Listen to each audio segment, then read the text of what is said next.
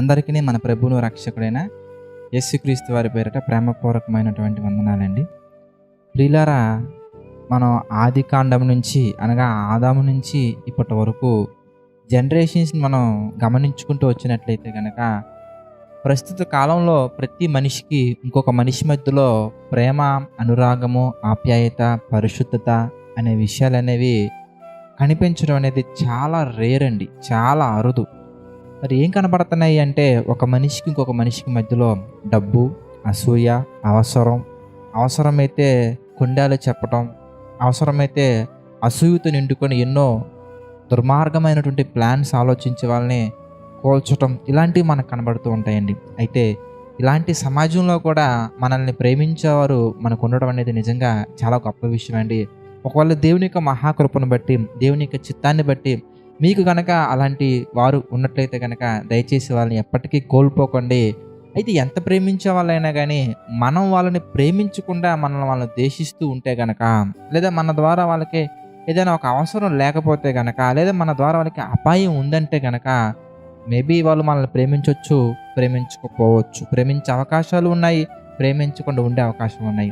ఎలా అయిపోయింది సమాజం అనగానే పైకి మాత్రం hi friend, hi buddy, hello dude ఇలా మాట్లాడుకుంటుంటారు. కానీ తర్వాత మన దగ్గర నుంచి దూరంగా వెళ్ళిపోయిన తర్వాత వీడేంట్రా బాబు ఎలా ఉన్నాడు, వీడేంట్రా బాబు ఎలా తయారయ్యాడు ఈ మధ్య అని మన గురించి వేరే వాళ్ళకి చెప్పేవాళ్ళు మనకి ఎక్కువ కనపడుతుంటారండి. అందుకే కంటికి కనిపించేది ఒకటి, మనసులో ఉన్నది ఒకటి, బయటికి జరుగుతున్నది ఒకటి, లోపల జరిగేది ఒకటి. ఇలా ఉంది కాబట్టే దేవుడు ఒక మాట మనకి రాయించారండి. కొరింథీయులకు రాసిన మొదటి పత్రిక 7వ అధ్యాయం 31 మనం గమనించినట్లయితే కనుక, ఏలయనగా ఈ లోకపు నటన, అంటే ఈ లోకంలో ఏం జరుగుతుందయ్యా అంటే నటన జరుగుతుంది. ఏంటి ఆ నటన అంటే, మనం బ్రతుకున్నప్పుడు ఒకలాగా ఉంటారు, మనం మరణించక ఒకలా ఉంటారు. కావాలంటే చూడండి, చాలా మందిని మనం గమనించవచ్చండి.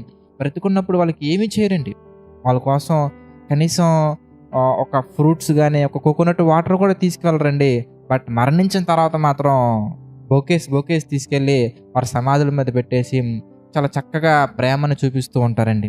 బ్రతుకున్నప్పుడు పలకరించరు కానీ మరణించిన తర్వాత ఏడుస్తూ ఉంటారండి. ఇదంతా కూడా ఒక రకంగా మనం ఆలోచిస్తే వాస్తవంగా ప్రేమపూర్వకంగా ఏడ్చేవారు ఉన్నారు, కానీ ఏడవకపోతే చుట్టుపక్కల వాళ్ళు ఏమనుకుంటారో అని ఏడ్చేవాళ్ళు ఉన్నారు. మనకి ఎక్కువగా ఎవరు కనబడుతున్నారు అనేది మీకే ఎక్కువగా తెలుసు, మీరు ఆలోచించండి.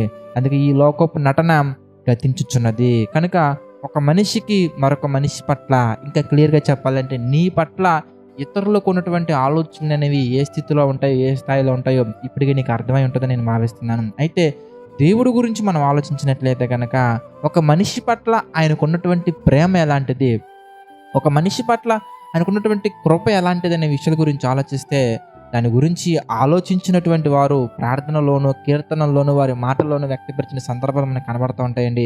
ఒకసారి మన కీర్తన గ్రంథం మనం చూస్తే 139వ అధ్యాయం మనం చూద్దాం. My dear brothers and sisters, 17వ వచనం కనుక మనం ధ్యానించినట్లయితే అక్కడ మరి దావీదు గారు మాట్లాడుతున్నారు ఏమని, దేవా నీ తలంపులు నాకెంత ప్రియమైనవి.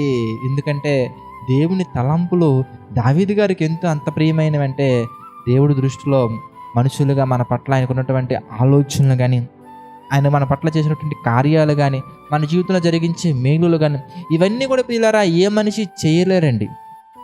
మహా అయితే మాట సహాయం చేయగలరేమో కానీ, మహా అయితే ధన సహాయం చేయగలరేమో కానీ, మహా అయితే ఇంకేదైనా వస్తు రూపంలో సహాయం చేయగలరేమో కానీ ప్రియులారా, మన ఆత్మకు మేలును, మన హృదయాన్ని మేలుతో నింపగలిగినటువంటి వ్యక్తి, మన హృదయంలో ఆనందాన్ని నింపగలిగినటువంటి వ్యక్తి అది కేవలం దేవుడు మాత్రమేనండి. అందుకే ఆ హృదయంలో ఆనందాన్ని, మేలులను మాత్రమే కాదు, దేవుడికి మన పట్ల ఎంత ప్రేమ ఉందనే విషయాన్ని దావీదు గారు ఒక్కసారి ఆలోచించి, ఆయన పరిశుద్ధాత్మతో నిండుకొనిన వాడే మాట్లాడుతున్న మాటలు కనుక మనం చూసినట్లయితే ప్రియులారా, వాటి మొత్తం ఎంత గొప్పది, వాటిని లెక్కించదనుకుంటున్నా అవి ఇసుక కంటెను లెక్కకు ఎక్కువై ఉన్నవి అని చెప్తున్నారు. అంటే వాటిని లెక్కిద్దామని చెప్పి ఒకవేళ ప్లాన్ చేసుకుంటే మనుషులు మన పట్ల చూపించే ప్రేమ ఇసుమంత కూడా ఉంటుందో లేదో మనకు తెలియదు, ఇసుక రవ్వంత కూడా ఉంటుందో లేదో మనకు తెలియదు. కానీ దేవుడు మన పట్ల చూపించే ప్రేమ కానీ, ఆయనకి మన పట్ల ఉన్న తలంపులు కానీ లెక్కకు ఇసుక కంటే ఎక్కువగా ఉన్నవి. మీకు క్లియర్గా ఇంకా బాగా అర్థం కావాలంటే ప్రియులారా, ఈ డైలీ డివోషన్ ఈ వీడియో అయిపోయిన తర్వాత ఒకసారి మీరు ఏం చేస్తారంటే, ఈ 139వ అధ్యాయం 1వ వచనం నుంచి చివరి వచనం వరకు ఒకసారి చదవండి. దేవుడు మన పట్ల ఎంత ప్రణాళిక కలిగి ఉన్నారు, మనం అంటే ఎంత ఇష్టం ఆయనకి మనకు అర్థమవుతుందండి. చూద్దాం, మామూలుగా ఒకసారి మనం చూద్దాం. 139 ఒకటో వచనం నుంచి మనం చదువుకుంటూ వెళ్తానండి. యెహోవా, నీవు నన్ను పరిశోధించి తెలుసుకుని ఉన్నావు. నేను కూర్చుంటుట, నేను లేచుట నీకు తెలియను. ఎవరిని అంత బాగా మనల్ని అబ్జర్వ్ చేసేది?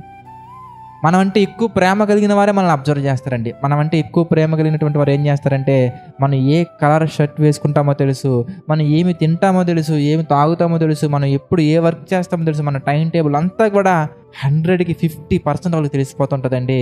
ఏ సమయంలో ఏ డెసిషన్ తీసుకుంటామో కూడా వాళ్ళకి తెలుస్తుంది. ఎందుకంటే మనల్ని అంత ప్రేమించారు కనుక. అయితే దేవుడికి డెసిషన్స్ మాత్రమే కాదండి, ఏ టైంలో ఏం చేస్తాం మాత్రమే కాదండి. మీరు చూస్తే కూర్చోవటం, ఉంచోవటం కూడా తెలుసంటే ఎంత కీన్ అబ్జర్వేషన్తో కూడినటువంటి లవ్ అండి.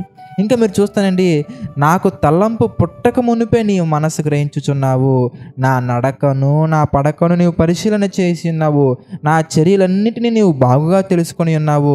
యెహోవా, మాట నా నాలుకకు రాకమునిపే. ఎంత ప్రేమిస్తున్నాడండి మన దేవుడు. అంటే మన హృదయంలో మనకి ఏం కావాలి అనే విషయాలు అనేవి మనకు ఒక తలంపు పుట్టక మునిపే మన మనసును ఐడెంటిఫై చేస్తున్నారంటే సచ్ గ్రేట్ లవ్ అండి దేవుడిది మనకి. కొంతమంది మనలో ఉన్నటువంటి ఇతరులకు తెలియచేస్తే, అది వాళ్ళకి నచ్చితే, అది వాళ్ళకి ఇవ్వగలిగితే ఇస్తారు, లేదంటే మనల్ని తిడతారండి. మన దేవుడు అలా కాదు ప్రియులారా.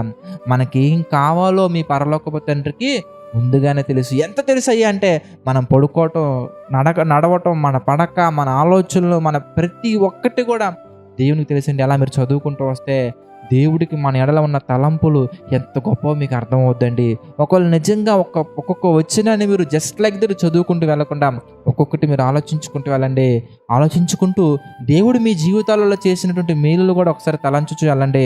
మీకు తప్పకుండా దేవుని యొక్క తలంపులు ఎంత గొప్పో మీకు అర్థమవుతాయండి. మనం ప్రేమించాం కాబట్టి ఆయన మనల్ని ప్రేమించలేదండి.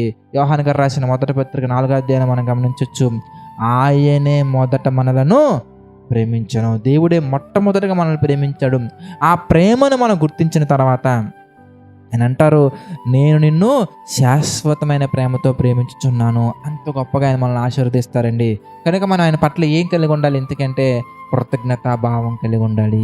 అందుకే ప్రతి విషయం ఉందని మనం ఏం చేయాలి? ఇంతకీ కృతజ్ఞతాస్తుతులు చెల్లించాలి.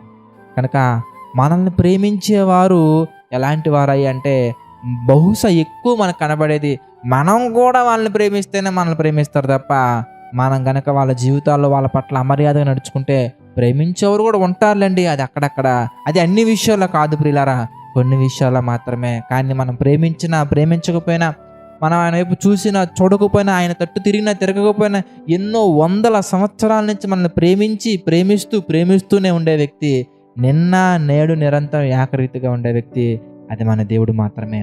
ప్రార్థన చేసుకుందామండి. సకల ఆశీర్వాదములకు కారణభూతులైన మా తండ్రి, అనేకమైన విషయాలు మాకు తెలియచేస్తూ మమ్మల్ని తండ్రి వాక్యానుసారంగా బ్రతికేలా మా తండ్రి పురుకొల్పుతూ మీ కొరకు సిద్ధపరుస్తున్నటువంటి ప్రతి విషయాన్ని బట్టి, ప్రతి అవకాశాన్ని బట్టి దేవా కృతజ్ఞతాస్తుతులు చెల్లించుకుంటున్నాము తండ్రి. దేవా పరిశుద్ధుడా, ఆర్థిక, ఆరోగ్య, మానసిక సమస్యల్లో కురింగిన ప్రతి ఒక్కరిని మీరు జ్ఞాపకం చేసుకుని తండ్రి దీవించండి, బలపరచండి, ఆశీర్వదించండి దేవా తండ్రి. ఏది ఏమైనా కానీ తండ్రి మీ కొరకు బ్రతకాలని ఆలోచనలు మనలో ఇంకా బలంగా ఉంచండి, సహాయం చేయండి తండ్రి. దేవా, నమ్మకంగా యథార్థంగా పరిచర్య చేస్తున్న ప్రతి ఒక్కరిని మీరు జ్ఞాపకం చేసుకుని దీవించండి, ఆశీర్వదించండి తండ్రి. ప్రార్థన ద్వారా కూడా ప్రభావ ఈ పరిచర్యలో పాలుపంపులు పొందుతున్న ప్రతి ఒక్కరిని మీరు జ్ఞాపకం చేసుకుని తండ్రి. సంపూర్ణ సేవ మా తండ్రి వచ్చిన తమ్ములను చెల్లెలను బట్టి ప్రార్థిస్తున్నాను తండ్రి. వారిని మీరు దీవించండి, ఆశీర్వదించండి. వారి కుటుంబంలో తండ్రి ఎలాంటి ఎరుకు ఇబ్బందులు లేకుండా తండ్రి మీ చలన నీళ్ళలో నడిపించని సహాయం చేయండి తండ్రి. మీ చిత్తమైతే ఇంకా అనేకమైన విషయాలు ధ్యానించే ధన్యతను అందించమని వేడుకుంటూ మా ప్రభువును రక్షకుడైన యేసుక్రీస్తు వారి పేరటి ప్రార్థన అడిగి వేడుకొనుచున్నాము తండ్రి. ఆమేన్. అందరికీ వందనాలండి. God bless you all.